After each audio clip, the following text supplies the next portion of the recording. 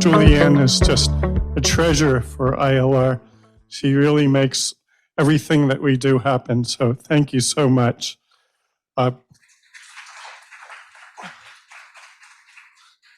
And unfortunately, we've gone to a stage where we are in hybrid status for all of our programs. Happy to see so many people attending today in person, but we do have participants that are online.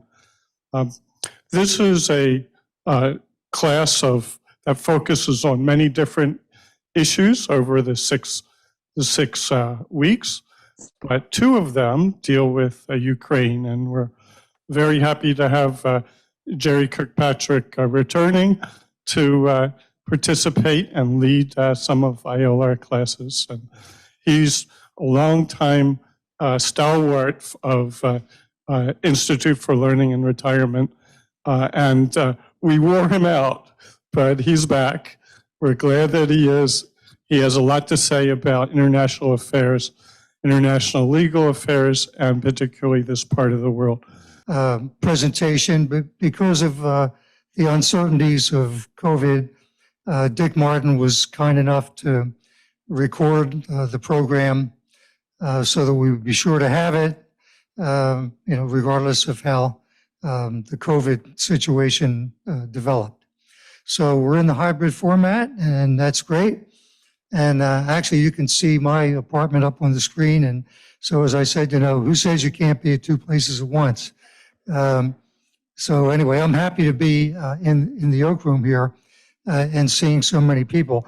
I'm looking forward to the discussion period at the end of the talk.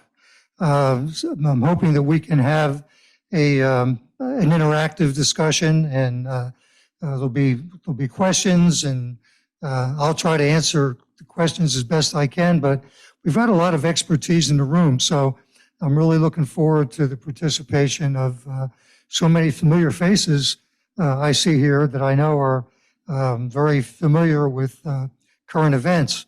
And as you know, that there's been a lot in the news lately, even this past weekend, on developments in Ukraine. And one of the latest things I saw, of course, was the indiscriminate shelling of an apartment complex.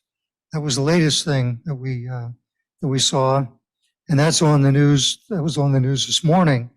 That's a war crime, folks. Any way you cut it, it's a war crime. If that apartment complex was intentionally targeted, it's a war crime under the Geneva Conventions of 1949.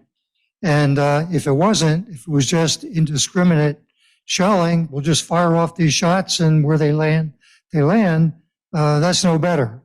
That's also indiscriminate shelling is also a war crime under international law as represented specifically in the Geneva Conventions of 1949.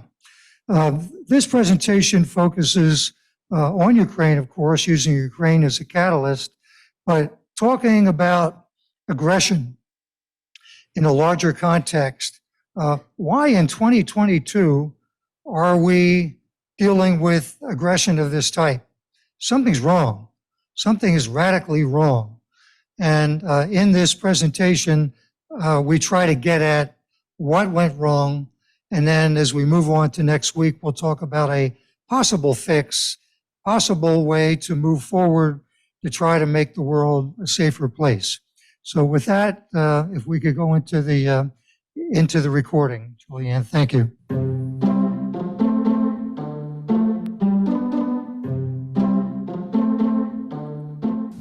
Good afternoon, everybody, and welcome to today's presentation on Russia's invasion of Ukraine. And we're going to be talking about it in the larger context of standing up to aggression and establishing peace and world order in our present troubled world, which, of course, is an age of increasingly lethal nuclear weapons and other weapons of mass destruction that are now in the hands of too many countries. But before I begin, I want to show you something here that in the manner of a preacher, and I'll give a little nod to Dick Martin, who's with me today, and without whose help I could not do these presentations. But in the manner of a preacher, I have a text. And if nothing else, I would ask that you give consideration to this text because it's extremely important. And it comes from this book, which is entitled Charter of the United Nations. And we're going to be talking about the United Nations because it's such an important organization. And it has great potential, which has not yet been realized, but we'll talk more about that as we go on. But the text from this book comes from the very beginning of it. This book, which contains the Charter of the United Nations. And the text is the most important language in this book. It comes from Chapter 1, Article 1, Section 1. Chapter 1 is entitled Purposes and Principles. Article 1 is entitled Purposes.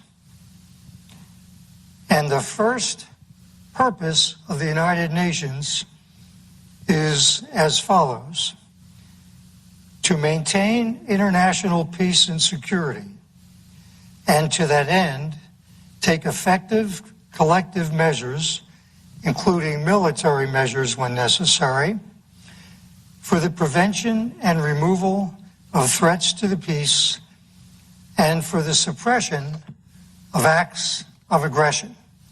The first purpose and principle of the United Nations is to do just that.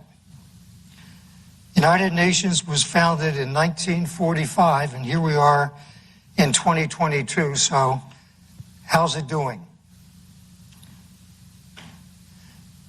Now, today we could spend a lot of time talking about and showing pictures of the human suffering and the destruction that is resulting from Russia's invasion.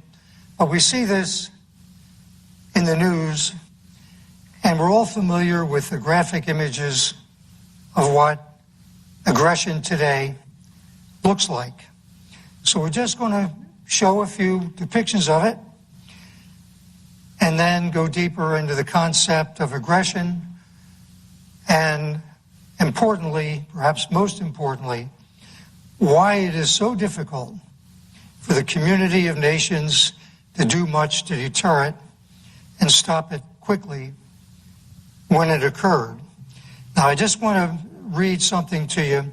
Dag Hammarskjöld is probably the most well-known and popular of all the secretaries general that the United Nations has had. And at the end of his term, he gave a speech to the General Assembly, and he said, quote, "Still, in many ways, the UN remains a flawed body. The built-in limitations of the UN body hamper its ability to live up to the Charter." So now let's just take a few minutes here and look at just a few depictions of what aggression looks like in our present day, 2022, in Ukraine.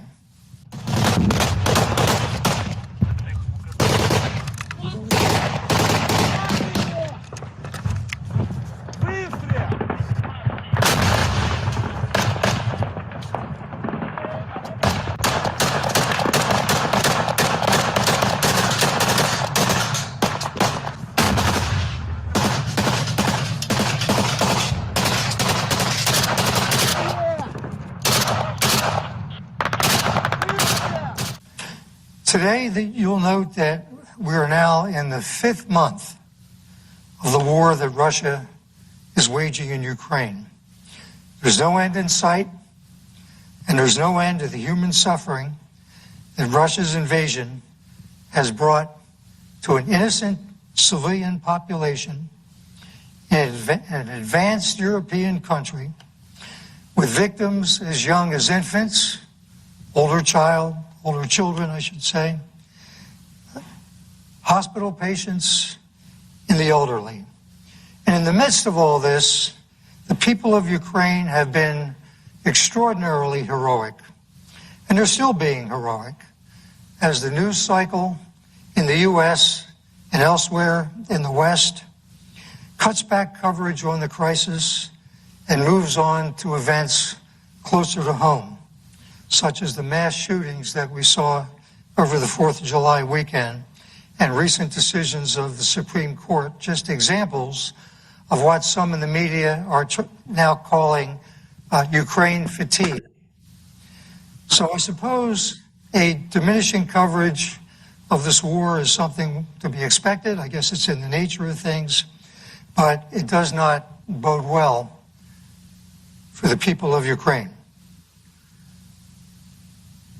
Standing up to aggression, Zelensky and the bully, says the bully. Less and less are like this Zelensky. Vladimir Zelensky is a stand-up guy. Vladimir Putin is a bully.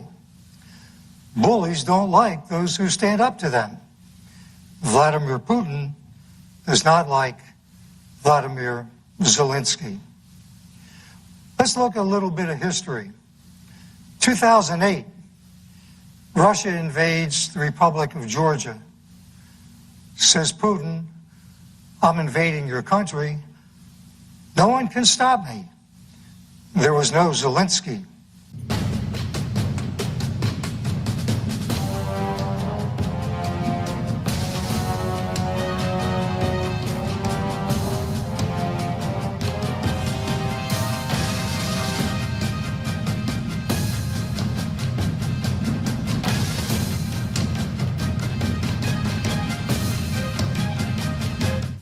Let's move forward. 2014, Ukraine. Russia invades. Says Putin, I want Crimea. I'm taking it. No one can stop me. Again, there was no Zelensky. Now, if you look at Crimea, this is Crimea, at the tip of Ukraine, it is not a small territory. It's the size of Switzerland, the size of Belgium, it's the size of the Netherlands, and it's larger than the small American states. It's larger than Massachusetts, it's larger than Rhode Island, it's larger than Connecticut, it's larger than New Jersey, it's larger than Delaware, it's larger than Maryland. Just to give you an idea of the size of the territory that Putin seized and annexed to Russia. And at that time, there was nobody to stop him. And what did the rest of the world do? Nothing.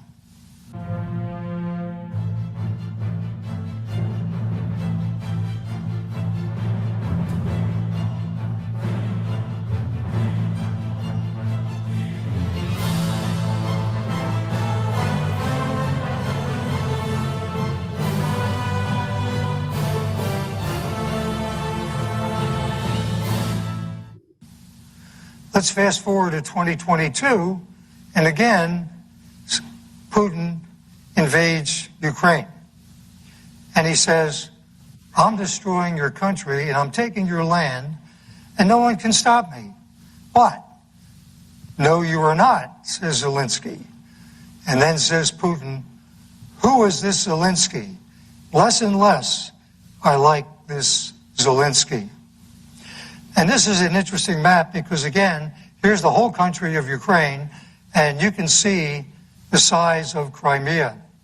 And we'll be talking about this portion of Ukraine here. These are the two regions in Ukraine which Putin is very anxious, again, to seize and annex to Russia.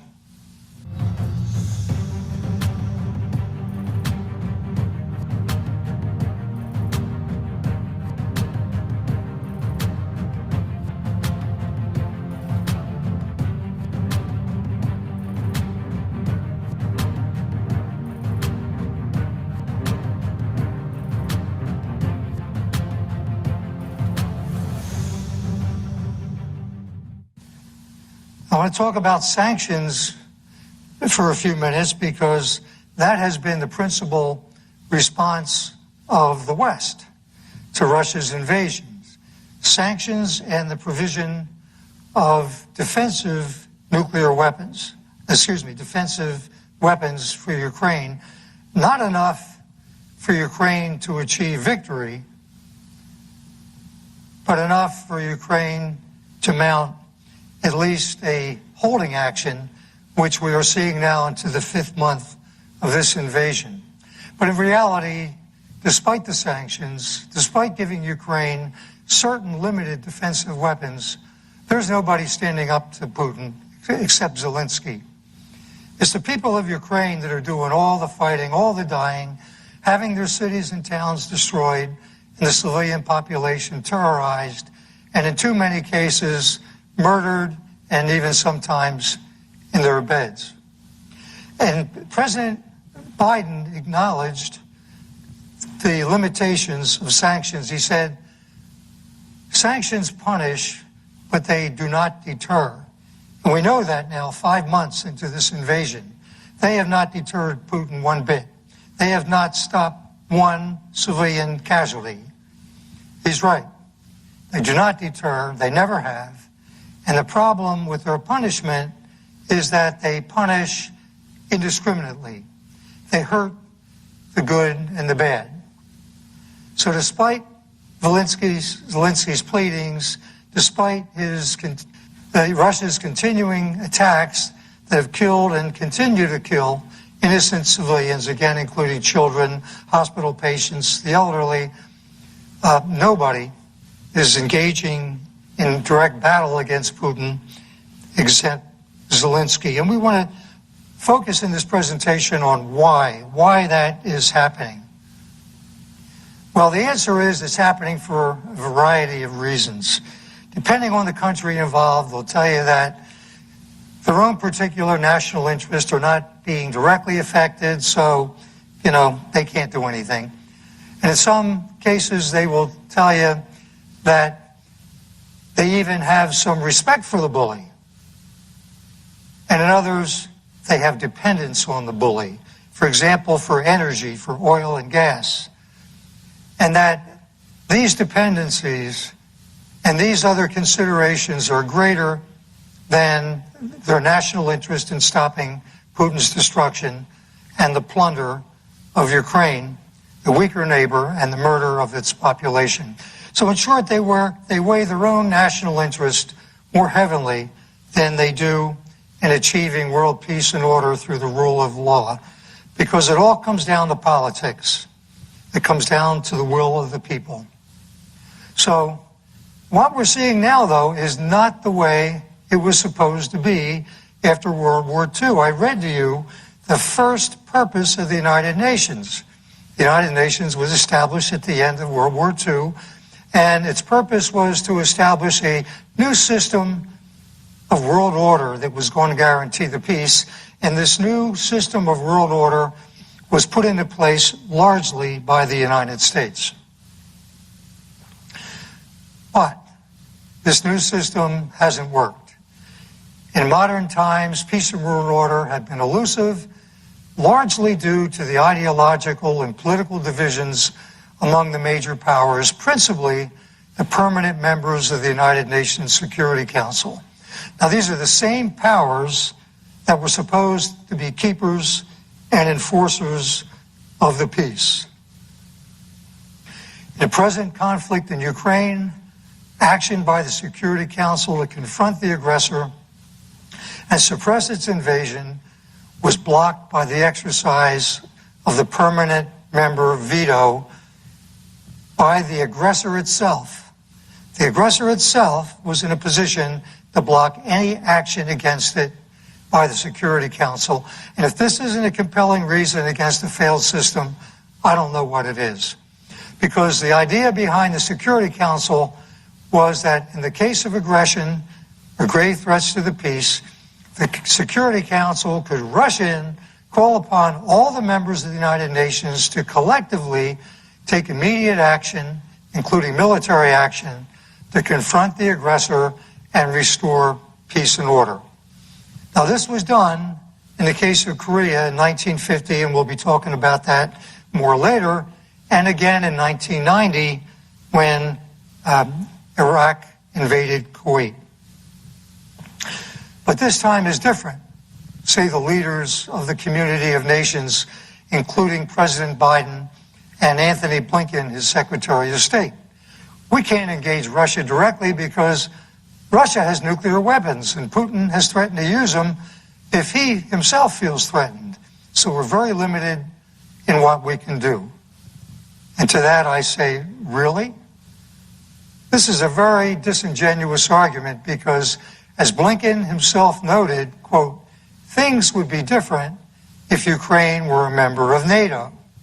What he meant was that under Article 5 of the NATO treaty, that NATO members would intervene directly and confront Russia, despite Russia having nuclear weapons, were Ukraine a member of NATO.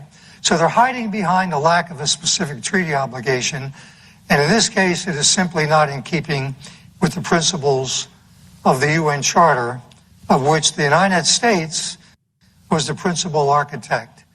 So nuclear weapons aren't really the issue, but the lack of a treaty obligation, which, by the way, is subordinate to the principles of the UN Charter, is the issue, and it provides cover for the U.S. and other major powers to choose not to confront Russia's aggression directly. So here we are.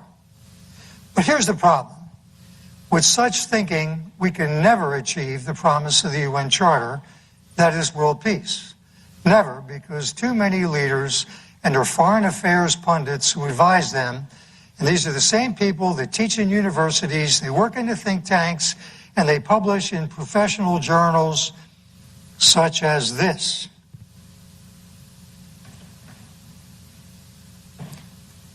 Foreign Affairs, perhaps the principal journal of general circulation on international affairs. But I will tell you, there is not one word of original thinking and vision in this particular issue, which is the July-August issue, but in any issue. And that is because so many national leaders and their foreign affairs pundits who advise them can't even envision it, and so it can't be done. The risk of standing up to the bully is too great. You read any article in a journal such as this, and you will see article after article on the division of the world. Democracy against autocracy. The U.S. now against Russia, but principally more against China. Division, division, division. Nothing about coming together and achieving world peace. But let me show you how complicated this is for Ukraine, because this is interesting history, and I think it's important to understand how we got to where we are with Ukraine being in the position it's in vis-a-vis Russia. Prior to 1991, Ukraine was part of the Soviet Union, and it had on its territory the third largest stockpile of nuclear weapons in the world. And when the Soviet Union was disbanded in 1991, Ukraine inherited these weapons, making itself a formidable nuclear power. In 1994, under pressure from the major powers, Ukraine agreed to destroy its nuclear weapons and join the Nuclear Non-Proliferation Treaty known as the NTP. Now, as part of this arrangement, and the major inducement for this arrangement, Ukraine, Russia, the UK, and the US signed a memorandum known as the Budapest Memorandum to provide Ukraine security assurances in exchange for Ukraine giving up its nuclear weapons and then joining the NTP as a non-nuclear state. But here's the kicker. In the present circumstances, the security assurances given to Ukraine are virtually meaningless because of the way the major powers wrote the assurances. What Ukraine needed at the time was a good lawyer, and apparently it didn't have one. Now here is the language from the Budapest Memorandum that provides the assurance that Ukraine got for giving up its nuclear weapons. And it's in quotes. The Russian Federation, the United Kingdom of Great Britain and Northern Ireland, and the United States of America reaffirm their commitment to seek immediate United Nations Security Council action to provide assistance to Ukraine as a non-nuclear weapon state party to the NPT. If Ukraine should become a victim of an act of aggression or any object of a threat of aggression, here it is, in which nuclear weapons are used. So what did Ukraine get in exchange for giving up its own nuclear deterrent? The answer is not much, if anything. First, there's no security assurance at all unless nuclear weapons are used against it, either by threat or actual attack. So Ukraine has lost its deterrent value and its standing as a powerful state. Second, in the event of nuclear threat or attack, the only obligation of Russia, Britain, and the U.S. is to, quote, seek immediate Security Council action. Well, how good is that? Because it can be blocked by the permanent member veto, and of course, Russia would be sure to exercise its permanent member veto. Or China could, if it wanted to. So here's Ukraine, stuck between the proverbial rock and the hard place. Had it not given up its nuclear weapons, Ukraine would have at least as many nuclear weapons as Russia, which might have deterred Putin from invading the country in the first place. Now, we don't know, but we can say with confidence that it would have certainly given Putin some pause. So in the present conflict, Ukraine gave up its nuclear deterrent and has no security assurance at all. The risk of standing up to the bully is too great. Now, none of the present national leaders and the pundits who advised them was an adult in 1945, and they can't imagine what it was like to have experienced the unprecedented horrors of World War II and the determination to ensure that such human tragedy and destruction would never happen again. And why is this important? Because this is exactly what the vision of the victorious Allies at the end of the war had in mind, and it can be the vision again in 1922, if we have the will to make it so. Of course, no one wants nuclear war, but standing up to aggression by a nuclear power does not mean nuclear war necessarily. Nuclear war is not inevitable. Now, what helps with coming to that conclusion, and that is something I can show you here. This is just one example. In any conflict, as is noted by the ancient Chinese warrior and philosopher Sun Tzu, the potential for escalation must be managed through a combination of diplomacy and limited military action to telegraph the intent of the opposing party. Now, here's a little book by Sun Tzu. It's called The Art of War, and it contains the great master's teaching, but he's not the only one. He's not the only one. These teachings, including Sun Tzu's, are still being taught today in military academies and war colleges throughout the world, including our own. In every military educational setting, conflict management is a big part of the curriculum. And that's what this little bullet is getting at. The potential for escalation must always be managed through a combination of diplomacy and limited military action to telegraph the intent of the opposing parties. And that's what the Allies had in mind when they created the United Nations in 1945, particularly the Security Council. They knew that they couldn't always prevent aggression, but they wanted a credible and overwhelming means of confronting it and then quickly restoring peace and order in the world should aggression occur. In the context of aggression now, in the 21st century, the intent should always be to first deter aggression through a universal understanding that the world community has a credible force to oppose and suppress it. And I noted here in this slide, the operative word is credible. It must be a credible force. Any potential aggressor must believe that it would be too costly to invade another country and seize its territory. But if deterrence fails, then the international community needs to fall back and then quickly take proportionate collective military action to restore peace and good order, while simultaneously working through diplomatic channels, again, to convey the limited purpose of the action being in self-defense and the desire to end the conflict quickly and peaceably. Now, this is all in keeping with the principles of the United Nations Charter, which abolish war.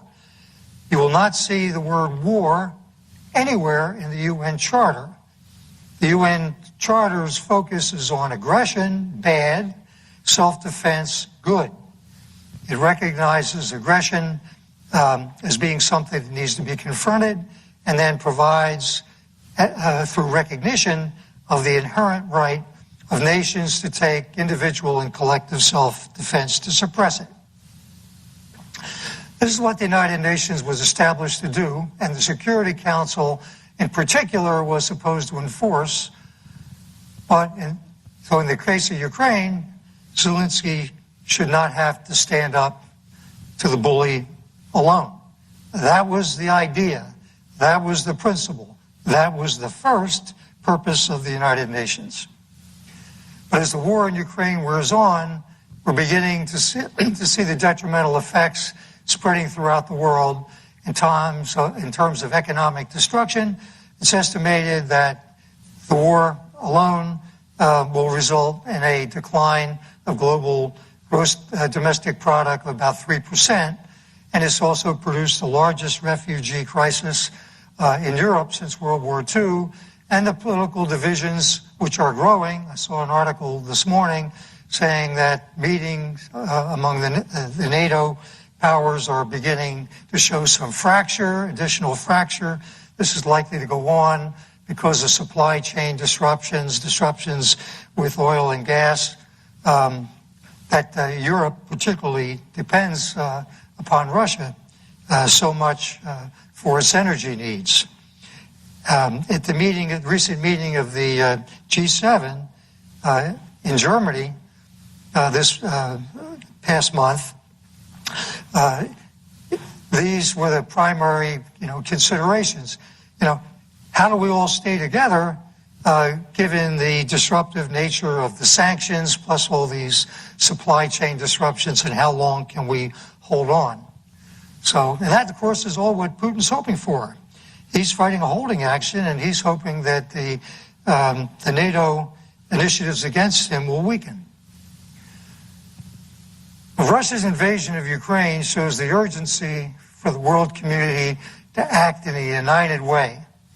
And nations and people prosper only under the stability provided by the rule of law, equally applied to and by all countries, big and small alike.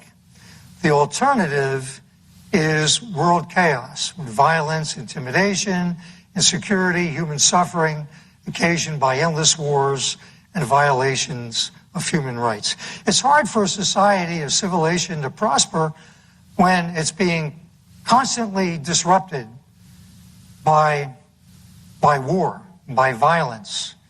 It's the same as the stock market being where it is today.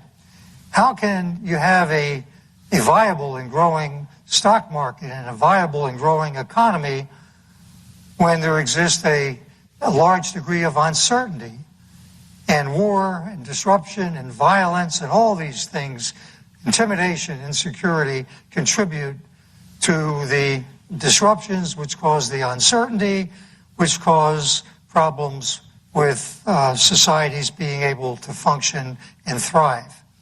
So far, sustained world order has been elusive, but in the 21st century's nuclear age and technology-enabled weapons of increasing mass destruction, the need for the international community to find the strength and the political will to confront aggression and maintain good order is compelling.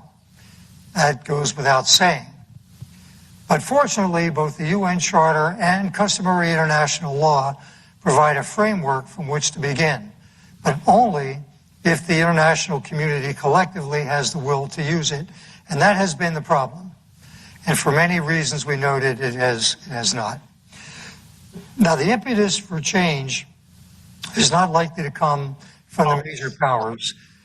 Instead, it's more likely to come from the smaller countries of the world, the bulk of the world's nations, setting aside their differences and collectively asserting pressure on the major powers to join their initiative. And the forum for achieving this could be and should be the UN General Assembly, which I characterize as the New England Town Meeting. It's where the 193 countries that are members of the United Nations, and that's virtually every country in the world, come together and they can have their voices heard. They can speak their piece. Now, the UN General Assembly is not a legislature because there is no world government. The UN is not a world government. The General Assembly is not a legislature, but it is a town meeting where consensus can be formed. And that's important. The reason the world has lacked sustained peace and good order is quite simple. It's because the major powers have either not found it in their interest to achieve it, or in the alternative, while they might desire peace and order, they have been unwilling to assume the economic or political cost of achieving it. And that's the latter that we're now seeing in Ukraine. And we've seen in that country since 2014, when Putin invaded, he seized and annexed Crimea, and he fomented a war in the eastern part of the country that's still raging today, and the powers that had the ability to stop it did not do a thing. They did nothing. But this was not the case in Korea, and as recently as 1990, was not the case when Iraq invaded Kuwait. In this state of affairs, and with action in the Security Council blocked by the aggressor itself, and no enforcement action coming from the General Assembly, Russia has invaded its neighbor with impunity, causing mass destruction, death to its civilian population, and created the largest refugee crisis in Europe since World War II. Since the end of the Middle Ages until 1945, every war between established countries was fought over territory, including both World War I and World War II. Between 1816 and 1945, a nation state disappeared from the map of the world every 3 years on average due to invasion of their territory. Now, why is this important to notice this? Because it's very clear when you read the founding documents of the United Nations and all the speech making and all the memoranda that came out of the conferences during World War II, starting in 1943, they talk about this. They talk about this, and this is what they want to put a stop to. And this is all part of the impetus leading up to the founding of the United Nations. Their capitals were sacked by invading armies, their populations were massacred, and their territories were annexed. All this was very much on the minds of the Allied leaders who established the United Nations in 1945. Indeed, the impetus for the United Nations was to ensure that this very thing could never happen again. But here's the rub. The United Nations, like many charters and constitutions, orders a study in contradiction. On the one hand, it abolishes war as a concept and it prohibits aggression while recognizing an inherent right of self-defense. But on the other hand, due to compromise after compromise, this was the elephant created by committee, okay, it contains provisions that, if read narrowly, ensure its inadequacy to keep the peace. Now, I don't know if I mentioned this or not now, but I talked about Dag Hammarskjöld being probably the most popular Secretary General of the UN, and in his speech at the end of his term, he said, in many ways, the UN remains a flawed body. The built-in limitations of the UN body hamper its ability to live up to the Charter. I did mention this at the beginning, but I wanted to emphasize it because of these contradictions. And the charter language does contain provisions that, if read narrowly, ensure its inadequacy to keep the peace. Because of the way it was established, the UN has not been able to live up to its promise of ensuring a world at peace. Despite the first purpose of the United Nations, as listed in the Charter, being to, quote, maintain international peace and security, and to that end to take collective measures for the prevention and removal of threats to the peace and acts of aggression, the structure of the organization ensured its paralysis from the beginning. Despite the lofty ideals expressed in the Charter, the Allies were unwilling to give up their individual power in determining how the new organization would function. In 1945, it was clear that the US, Great Britain, and the USSR, who were the victorious allies, were making all the rules. They were the major powers at the end of the war, and they were the architects of the UN, and they were essential to its creation and continued existence. What that means is there could be no UN without these major powers. And this is important to note. They earnestly believed that together they had the power to enforce peace and order in the world. They were sitting at the top of the heap. They were the victorious powers. There was not a country that had power anywhere near to their level. And they felt that, listen, you know, nobody can start any trouble without our ability to rush in and put a stop to it. And that was their thinking. Now, the other 47 of the 50 nations represented at the UN's founding conference in San Francisco, they wanted a larger say in how this organization would be put together, but they went along out of necessity, sometimes objecting fiercely to various provisions of the draft charter, but mostly they were resigned to their relative lack of power in the drafting process. Now, I just want to mention this as an aside. 50 nations in existence in 1945 represented in San Francisco at the UN founding conference, 193 nations members of the UN today. Why is that? Well, that's because of the end of colonization. The difference is made up by all the independent countries that did not exist in 1945. They were still under colonial rule. To the big three, the US, Great Britain, and the USSR, the Security Council was by far the most important organ of the new organization.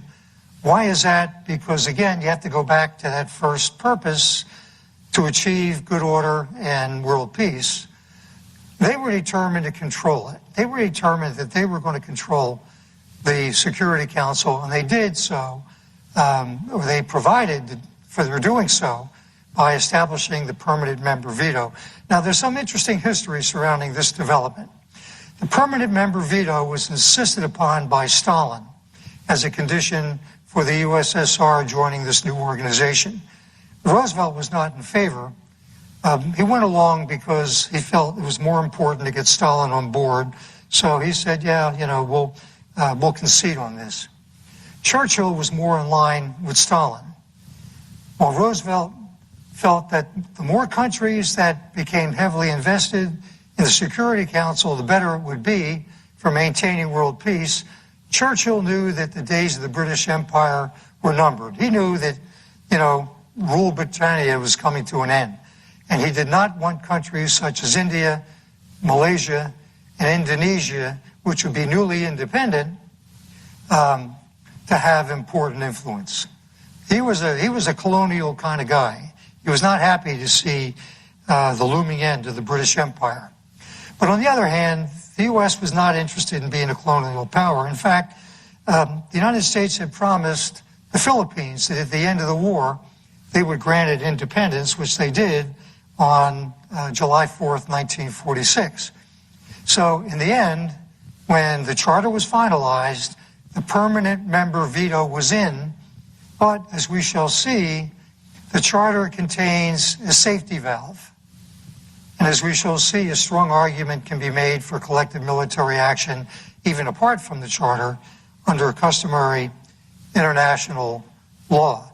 Now, this safety valve came about because, again, there were 47 other countries represented at San Francisco. So you had to give them something. So they came up with language that they first proposed and later put their foot down and insisted be in the charter, and we will take a look at that as we move on. Because this is where we're going to end this week, and we'll pick up the discussion next week. So this is a good time for discussion among all of us and for any questions any of you might have. That's the first part of this program. You know, a brief look at the situation in Ukraine as it now exists, and a discussion of how we got to this place. And then next week, we'll pick it up from here, and we'll talk about some things that happen in the UN, principally at the behest of the United States, going back to 1950, and moving forward from there, and seeing what we might, as a world community, an approach that might be taken to try to form a world consensus to try to give some teeth to the original promise of the UN, which again, the first principle was to avoid the tragedies of World War II, the history going back to the end of the Middle Ages, when there was all the wars were about seizing territory, and that's essentially what's going on in Ukraine. I mean, when it all comes down to is a land grab. It's a land grab. It started in 2014 with Crimea, and it's continuing now in 2022. So that's kind of where we are. One thing I'd like to mention is that I've seen commentary, and you've probably seen commentary as well, about why all the fuss about aggression now concerning Ukraine when there's been so much aggression in the world in recent times. And I've even seen kind of a racial tinge to it, where, a commentator said, who was a person of color, said, yeah, that's great. The world's all in a tizzy because white people are killing white people. And what about all the aggression that had been going on in the world, in other parts of the world that we used to call the third world back during Cold War days, when the West was the first world, the countries beyond the Iron Curtain were the second world, and then all the poor countries were part of the third world. We now call them developing countries, emerging countries, and so on. But there is a point to that, and which caused me to think about it. And this is different. It is different. As tragic as all the other examples of aggression have been, this is different, and it's different in a number of ways. One of the ways it's different is that there is a major nuclear power that is directly involved in the conflict, Russia. Up until this time, again, there were a couple bullets I put in here about how the major powers really have been primarily responsible for all the wars and violence and disruption in the world since World War II. And they have done so by the use of proxies. The Korean War was a proxy war between primarily, the US and North Korea, and with China and Russia providing support. Vietnam was a proxy war, North Vietnam versus South Vietnam, with the communist bloc supporting North Vietnam and the West supporting South Vietnam. The West pouring war assistance and material and arms into South Vietnam, and then the communist bloc doing the same thing with the North. And it's the same thing. It was the same thing in parts of Southeast Asia, Africa, the Middle East, Latin America, on and on and on, where the major powers were not directly engaged in combat between each other, but were engaged through the use of proxies. And that's been a continuing problem. This is different because for the first time now, we have a major power, a nuclear armed power, directly engaged in armed conflict against another advanced country. Ukraine is the largest country in Europe. That's exclusively in Europe. Russia, which is the largest country in the world by landmass, spans from Europe to Asia. But Ukraine is larger in territory than any other country that is exclusively in Europe. And it had an export economy, exporting minerals and other commodities and principally agricultural products. It had modern cities, cosmopolitan cities. Kyiv is before the war, was a very cosmopolitan country in Europe. So yes, this is different because it's two developed countries now engaged in an armed conflict with an aggressor and a victim of aggression. So that's an important that's an important difference. Tied to that is the fact that if you go back to the Middle Ages and you come forward, Europe has been the tinderbox of the world. Every major conflict since the Middle Ages was fomented and started in Europe, including wars in North America. So there's at the end of World War II, there was particular attention paid to bringing about a stabilized Europe. The key to world peace was viewed by the Allies at the end of World War II. And again, you have to remember, at the end of World War II, there were these three powers, and that was it. There wasn't any country in the world that even came close to having the influence and the wherewithal of determining world events other than the United States, Great Britain, and the Soviet Union. And actually, it was the United States, because both Britain and the Soviet Union were on their knees. They were done, had it not been the United States that kind of, pulled their bacon out of the fire. So it was really the United States, and the United States was the principal architect of the United Nations in this whole system of world order that existed up until February this year. So that's kind of, where we are. So these differences are important. And Jerry, could we move to questions? Yeah, we're ready. Yes, we can go to questions now. Did you have one, Rick? I have one on Zoom from Sarah. She says, "Great talk. Thank you. Can Putin be accused of genocide?" Can Putin be accused of genocide? You can walk out there. Okay.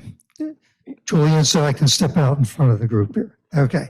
I don't know. Genocide is the intentional slaughter, elimination of a people. Is that Putin's aim? Is he trying to annihilate the Ukrainian people? We haven't really seen real evidence of that. Again, I want to go back to, and I'd be happy to entertain anybody who has a difference of opinion on this, but I really do see this as a land grab. This is a land grab as I see it. Not so much, genocide, wiping out the Ukrainian people, but bringing them to heel grabbing the land and then bringing the Ukrainian people into Russia's orbit. Okay, and that's different than genocide. Richard? A brief question, because I think one of the big rubs is no party wants to put their troops in harm's way by by backing up Zelensky directly. They will do it with arms, but no bodies.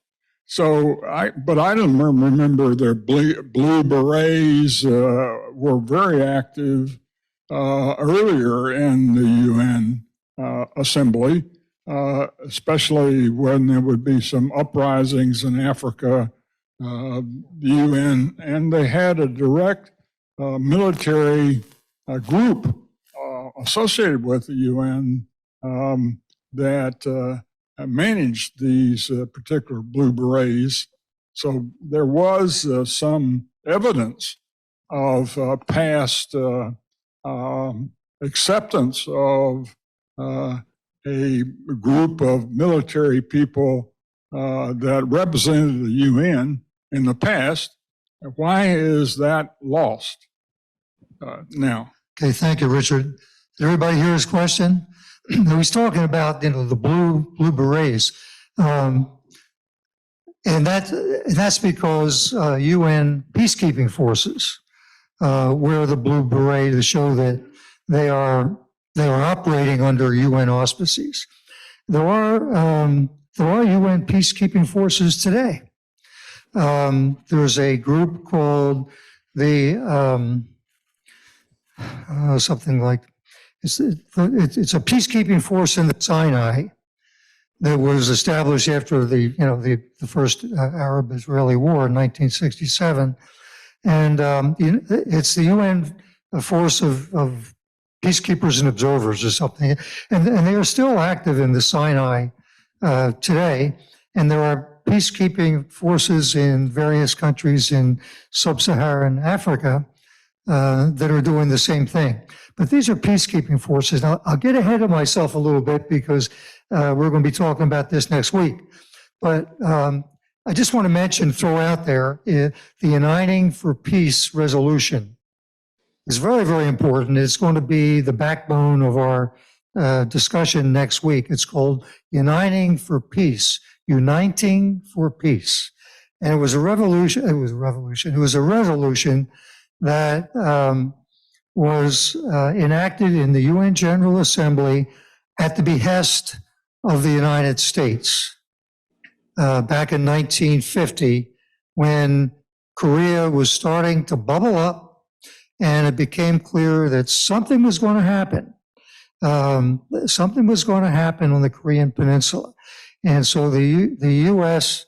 started making proposals for a force which Dean Acheson, who was the U.S. Secretary of State at the time, called a peace patrol.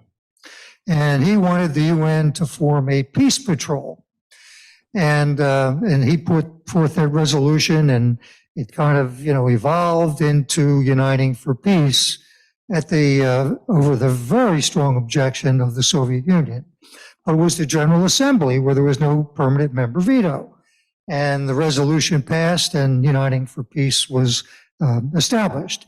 And under Uniting for Peace, these various peacekeeping forces were established. But they were not combat forces. See, that's the difference. They were peacekeeping forces. They were armed, and they are armed to this day. But the members of these peacekeeping forces have weapons for their own self-protection. And you may remember, you've probably seen them on the news from time to time, their vehicles are always painted white. And, they'll have the UN logo on them.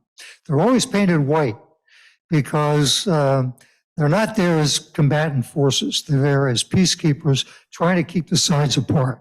So that's their role, and we'll talk about that next week. But there has never been any, again, I'm getting ahead of myself, but there has never been any combat action under Uniting for Peace going back to 1950. There now have been 11. The Uniting for Peace resolution enables the General Assembly to call what is known as a special emergency session when trouble brews in the world.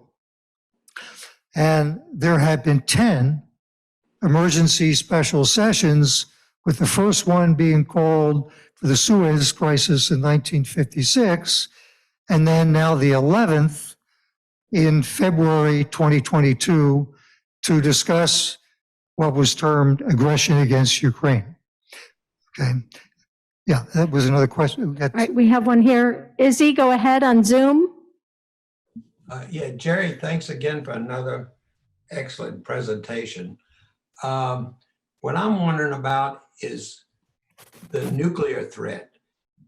Even though in this war is not nuclear, the Ukrainians, and with our equipment, are not allowed to strike targets in Russia, such as their long-range weapons, because of whatever reason.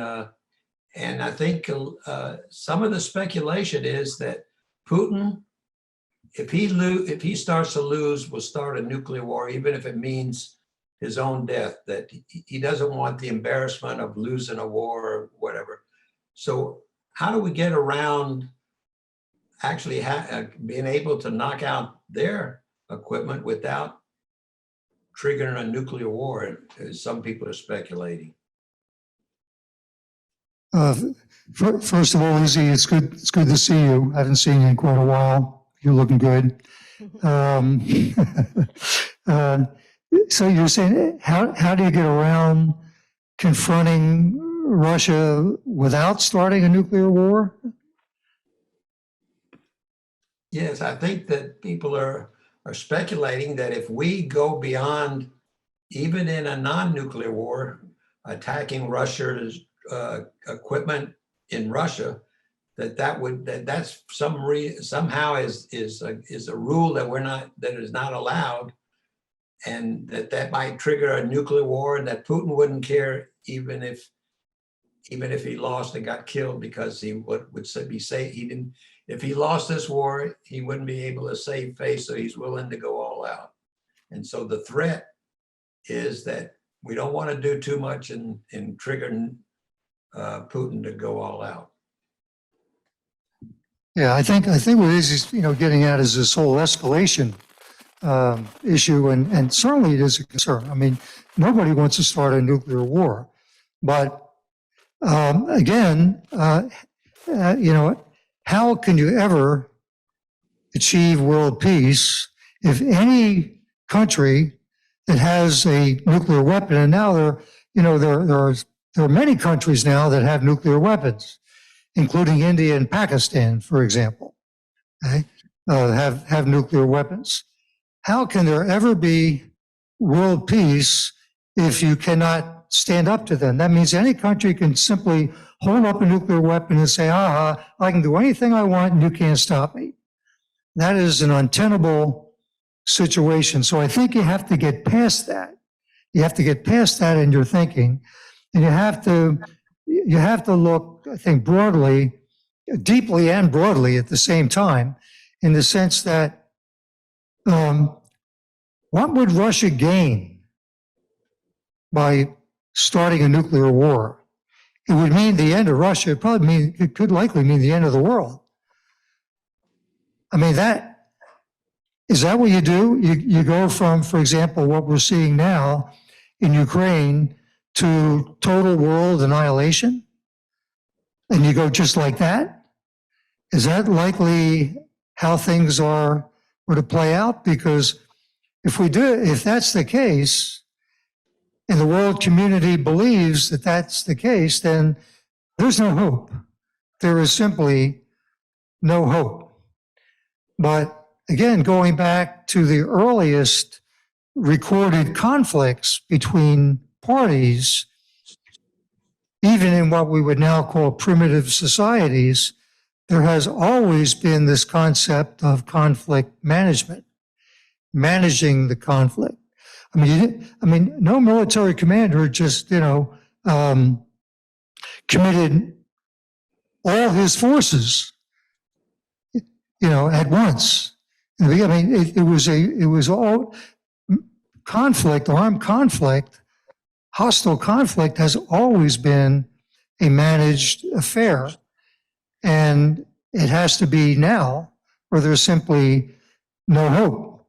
Because if Putin were to mount a credible threat, and credible is the operative word here, and says, if one thrust of an attack crosses my border into Russia, I'm pressing not only the nuclear button, but the big one. The big one. What hope is there? Or how about Pakistan? Pakistan says to India, hey, you initiate new hostilities with us or start skirmishing at the border, I'm pressing this big button. There's no hope for the world under that scenario. There just isn't. So conflict needs to be managed. I think. We have a couple here in the room. Hi. I found it so interesting when you filled in the history surrounding the ratification of the UN Charter. I've got a question that sounds like it's facing forward, but I'm actually going to ask you to go back. And that is, I think I like this whole idea, you've got to have will to support intention, or intention is just hollow words. And I wonder where we would be today if we were ratifying that UN Charter. But would you tell us more about the positions of the Congress and the people in general at that time when America had to vote in favor of the commitment behind the language? Okay, so I think you're getting at the domestic politics consideration back in 1945. Okay, well, the Republican Party was where it usually is, and that is they were mostly isolationist, and they were even there were a lot of isolationists in the Republican Party even during the war. And as you know, there was great reluctance on the part of the United States to enter World War II. It took Pearl Harbor to kind of push the country over the edge, to do that. So there was strong isolationist sentiment. There was a strong isolationist sentiment in Congress at the end of World War II, and it was principally Republican, but not totally so, because we were a war-weary nation at the end of World War II. And I think the biggest selling point for the UN was, hey, no more war. We're not going to have war anymore.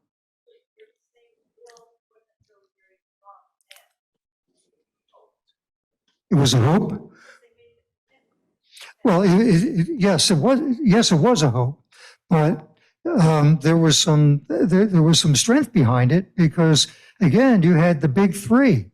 You had the three most powerful countries of the world saying that we're going to put together a regime that is going to ensure peace and tranquility from now on. And the idea of the Security Council was a little brush fire erupts over here. We have a force to go in and put the fire out. And that gets back to what Richard was saying about reluctance of countries to commit their troops to actually engaging Russia in Ukraine right now. Okay? That wasn't the sense at the end of the war. That was not the sense at the end of the war. There was a willingness to do that, but it was going to be a shared responsibility. Every country was expected, all the members of the UN, and that was every country then and every country now. There were a couple countries like Western Sahara. There are only like 3 countries that are not members of the UN. Okay, and Western Sahara is one that comes to mind, and one of these republics that emerged out of Yugoslavia is another one. Bosnia Herzegovina, or one of those. But the idea was it was supposed to be a world effort. Every country was supposed to commit something to the best of their ability, given their limited national resources. They would commit. Now, again, I'm getting ahead of myself for next week, but the countries that had the greatest military competence were expected to be the tip of the spear, so to speak. But like the peacekeeping forces, you're not going to find, you're not going to find countries from the major powers pretty much that comprise these peacekeeping forces. That's something that these countries with lesser military competence can do. But the idea was that it was going to be a world effort. And the UN was going to watch over and say, okay, here's this little brush fire over here. And then you rush in and put it out. And again, the emphasis is always on diplomacy and restoration using minimal force and self-defense to restore peace and good order. Yeah. Oh.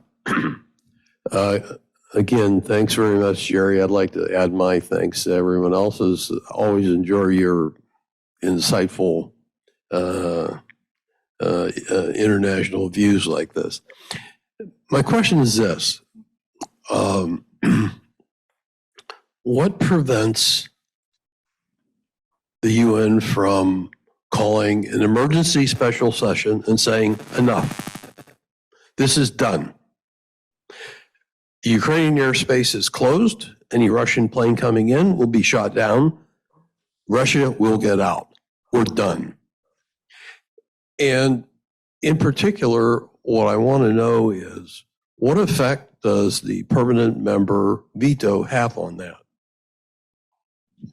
Okay, thank you, Bill. I'm going to have to engage in a little bit of discussion here. So nobody has to come back next week because I guess I'm going to talk about those questions. It's forcing me to talk a little bit about next week. Okay. There have been, as I mentioned now that we have 11 emergency special sessions that have been convened under Uniting for Peace. Okay. The latest one being aggression against Ukraine. Okay. What we saw in with regard to this Russia's invasion of Ukraine, first, the situation came up in the General Assembly. The issue was first raised in the General Assembly. The General Assembly did exactly what the Charter told the General Assembly to do, and that is the General Assembly, we're back in February this year now, the General Assembly says, oh, this is serious, we have to refer it to the Security Council. So the matter was referred to the Security Council. A resolution was proffered in the Security Council for the Security Council to take action against Russia. First of all, not rushing in with arms, but rushing in with cease and desist. Go back across your border into Russia, withdraw all your forces. And the resolution had all the declarations and, understandings and demands. We demand you do this. We demand you do it. Russia exercised its permanent member veto. That's it. Over. So now it's back to the General Assembly. The General Assembly then was seized with the problem of aggression against Ukraine. So the resolution was proposed in the General Assembly, but it didn't go so far as calling upon the member states to provide a military force to suppress Russia's invasion against Ukraine. It had all the declarations, all the demands, everything you could want, with the kitchen sink in there. All these usual, we deplore this and we deplore that and we demand this and we demand that. That was it. That was it. So that's the effect that the permanent member veto had on Russia's invasion of Ukraine, is Russia was able to stop any action in the Security Council by exercising his permanent member veto and threw the ball back to the General Assembly, where it still is. Because this is a continuing emergency session, has not ended. It's still alive. And they're still talking about it. You can go on the UN website, and I'm sure there's speech making today, there's speech making all last week and last month, and everybody's all upset, but that's it. Talk, talk, talk. So, well, we'll see next week that I believe there is. I believe there is, but again, it comes down to political will. You got to have the will to do it. Getting back to Richard's question, countries have to be willing to commit their forces. And one of the things I talk about is not making is to avoid making unreasonable demands on the major powers. They shouldn't have to be, just like Ukraine, Zelensky and the Ukrainian people should not have to be doing this on their own. No, the major powers need not do this on their own. And interestingly enough, if you follow military developments that are taking place around the world now, interesting things are starting to happen. NATO is working together like it hasn't worked in years and years and years. There are military forces in the Baltics that are exercising. There's forces in Germany and Poland have been beefed up. There are heightened naval exercises in the North Atlantic and the Baltic Sea and the Mediterranean to the extent that haven't taken place in years. And the interesting thing is, as Richard's pointing out here, with participation by countries that never bothered before. Now they're bothered. Now they're bothered because they say, hey, this is getting pretty close to home. This is hitting pretty close to home now. The Baltic states are an example. Poland is an example. Okay, and now you have Finland and Sweden saying, hey, maybe this NATO thing ain't such a bad idea. Maybe we ought to be part of that. So these are interesting developments, I think, that if they continue, will have an important effect. I see Elliot in the back. A question. First of all, great presentation. Thank you. Right now, the United States contributes about $11 billion a year to the UN. And I was just wondering if you feel that the UN may no longer be the right vehicle for the current world situation, and that is it becoming like a League of Nations prior to World War II, and has it outlived its usefulness? Well, thank you. I'll just tell you personally, I don't agree with that. Well, I didn't say I agree with it. No. I mean, just asking. No, I'm not saying that's your proposition, Elliot.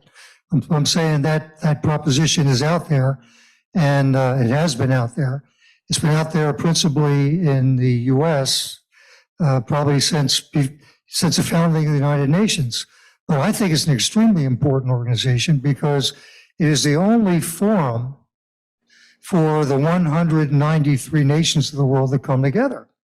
You raise an interesting point. When you look at the United Nations, it's really three separate organizations. And they were established differently, they operate differently, they are funded differently. There's first of all the UN General Assembly. And I said it's not a legislature, which is not because there's no world government. It is what I like to call the New England Town Meeting, where every country comes to the meeting. It's like the Okamic Town Halls, every country comes to the meeting. The smallest country on the face of the planet has, under international law, is equally sovereign with the largest. Under international law, every country in the world is equally sovereign. And every country has sovereign powers. And the one thing, let me just digress for about maybe a minute and a half. International law is not like any other law because there's no sovereign to give it. International law is what the nations of the world come together and say it is. That's how international law is created. Nations of the world come together and they say, these are the rules that we think will serve us best and provide the stability we need to have thriving societies. And that's what it is. It's all consensus driven. And the main impetus behind it is reciprocity. If I abide by this rule and treat you this way, then I can expect to be treated the same way. So it's this idea of reciprocity that fuels the whole system. So the UN General Assembly is a forum where nations of the world can come together and they can create international law. And like, for example, the Law of the Sea Treaty is just a good example that came out of the General Assembly.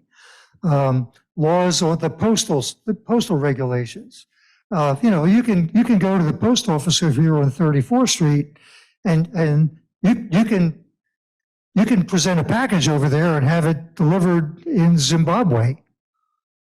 Now, how does that come about? That doesn't just come about. There's an international postal treaty.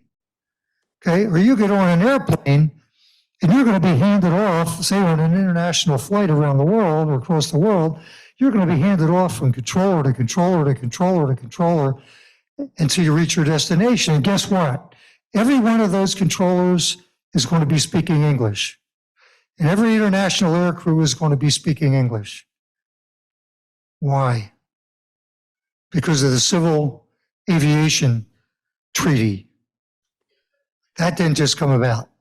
Okay, so all these things came about, and I just threw out a couple examples there. Standardization of patents. Why will a U.S. patent be recognized in, South Korea or Vietnam? Now, why? Because of the International Patent Treaty. This stuff just didn't, happen out of thin air. The United Nations is the forum that created all these things and continues to do so. So that's the UN, the general body where a country like Namibia can come and its representatives can be heard, right? Okay. Think of the United Nations as all these disparate moving parts and you got to get them all together to do something, right? So it's hard because every country will first and foremost follow its national interest. It will. So the idea is to get them all together to agree that it's in our national interest to cooperate and do things. A country will cooperate with other countries if it determines it's in its national interest to do so. If it determines it's not in its national interest to do so, it will not cooperate. And that's just the reality of it. Kenny, did you have a question back there? Can you get the microphone to... Okay, before that, real quick, there was one question here on Zoom from Alice. Is there a possibility to make an exception to allow Ukraine into NATO? Do you want Zoom first? No, I just asked it. Is there a possibility to admit Ukraine into NATO? Say again. Am I saying it wrong? Alice, go ahead. Just my question. Hi, Jerry, and thanks again. This presentation was excellent. Is there any remote possibility that an exception could be made and because of the circumstances, Ukraine could be admitted to NATO? Given the world political situation, I would say that's very unlikely at this point, because that was one of the big kind of bones of contention in this whole thing. Because Putin was concerned that he saw Ukraine moving toward the Western orbit, and Ukraine he considered it a buffer state, and I think. I think it's very, very unlikely that NATO would admit Ukraine under these circumstances. I think that's a concession that would be given to Russia, that for Ukraine to essentially be a neutral buffer between Russia, and the West. That's the way it looks now, and I don't see anything on the horizon to change it, at least, for the foreseeable future. Yeah, is it Hi, Jerry. Thanks. Kenny? Just to go back to that idea of pushing the big button, I want to point out that there are small buttons, that there are tactical nuclear weapons that can be fired from an artillery piece, can be put in a briefcase and be put in a certain place. We had them in the Fulda Gap days that seemed to me a great deal more probable than the big button. Russia would fire a 2-kiloton weapon into some place and say, okay, you can roll over now, or there's more where that came from. Additionally, there are chemical weapons and biological weapons in the Russian inventory, which we have neither of, other than decontamination kinds of things. So there's a lot of interim steps before we erase the human race right out. Yeah, Kenny's point goes back to this escalation issue. And again, this is all part of the larger context of conflict management. Were Russia to decide that it just felt absolutely compelled to launch a nuclear weapon, it would most likely be a battlefield weapon, a tactical nuclear weapon. But the danger, of course, would be what that triggers in terms of possible escalation. So once you open the door to that, Kenny, this was your field. You may know, you probably know a lot more than I do about it. I'm not aware of the use of any nuclear weapon after Nagasaki. Has there been any during the Cold War? Were there any exchange? No. Okay, Kenny's not aware of any either. So there has not been the detonation of a nuclear weapon since the two that were dropped on Japan in 1945. So this would be a monumental breach of a threshold for Russia to even launch a battlefield nuclear weapon. And then, of course, Kenny mentioned other delightful possibilities, such as chemical or biological weapons. Again, if you were to open up those cans of worms, again, that would be another monumental escalation, and who could tell where that goes? Because we still have them, and other powers do as well. So it would be terrible. I mean, it would be walking back civilization, to open up these conflicts to either nuclear or biological or chemical weapons, because we at least have moved away from those since 1945. Richard? Oh, I'm sorry. Destruction is the old concept of what would keep a nuclear war down was the mutual destruction. Is that hypothesis dead and gone, or is that still a viable alternative to nuclear war? Richard's question is about the deterrent of mutual destruction. That worked all during the Cold War. And of course, Russia was the principal power of the Soviet Union. It was the core of it. And all the policy making came out of Russia. And so for all the years, 40 plus years of the Cold War, that was sufficient to keep this whole idea of nuclear war in check. Does it still work? Was Richard's question. I would say it's all in the mind of Putin. It's all in the mind of, it's all up to him. And that's really kind of this whole idea of not standing up to the bully, and I guess this is where we can end here. This whole idea of not standing up to the bully it's sad in the sense that the failure to do so, the failure of the world community to do so up to now, has not only emboldened Putin, but actually enabled him to determine the outcome of this war. He's in the catbird seat. He's going to determine how and when this ends. We haven't given Ukraine, by we, I mean the rest of the world, particularly the West, we have not given Ukraine the wherewithal to establish parity in this conflict. I mean, Russia's got the upper hand. Russia seized the territory. And in Putin's mind is, how much of this territory am I going to be able to keep at the end of it? Well, he already showed that aggression pays off in 2014 because he got Crimea. Okay, he got Crimea and nobody did anything. Now he's got a big chunk of eastern Ukraine and he wants to connect that Donbass region with Crimea. So he wants to strip along the southeastern part of the country to connect those two. And what's he going to wind up at the end of this? Ukraine going to have to give him more territory? It already gave him Crimea, the size of Switzerland, Belgium, and the Netherlands. Already gave him that.